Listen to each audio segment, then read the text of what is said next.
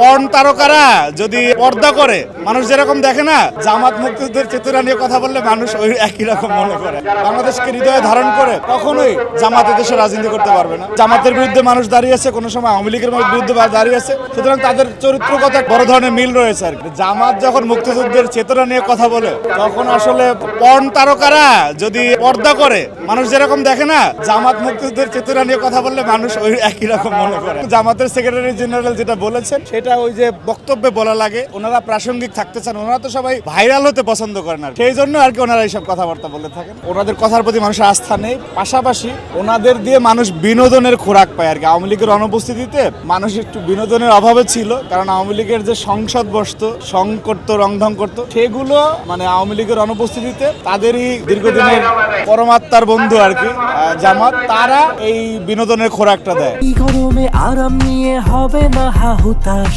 ঘুরলে পরে ওয়ালটন ফ্যান বাতাস আর বাতাস।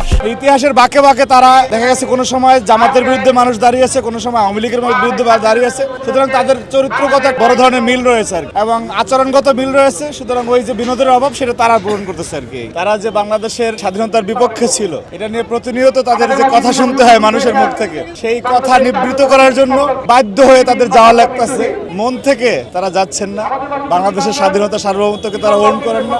তাদের অন্য একটি দেশের প্রতি যে বিশেষ আকর্ষণ রয়েছে, সেটা তাদের আচার আচরণে প্রকাশিত হয়। মানুষের মুখ বন্ধ করার জন্য তারা গিয়েছে ওইখানে। সুতরাং মহান স্বাধীনতা যুদ্ধে যারা শহীদ হয়েছেন, সেই শহীদদের পবিত্র আত্মার সাথে মস্করা করা বলে আমাদের কাছে মনে হচ্ছে। যে বিষয়টিকে ধারণ করেন না, সেটি লোক দেখানোর জন্য ওনারা করতে গিয়েছিলেন। যেই দেশের অঙ্কুরেই ওনারা বিরোধিতা করেছেন, ওনারা যত বছরই রাজনীতি করেন না কেন, বাংলাদেশকে ওন করে, বাংলাদেশকে হৃদয়ে ধারণ করে কখনোই জামাত দেশে রাজনীতি করতে পারবে না। বাংলাদেশের মানুষও তাদের এই শয়তানি বুঝে গেছে এবং তাদেরকে বিশ্বাসও করে না।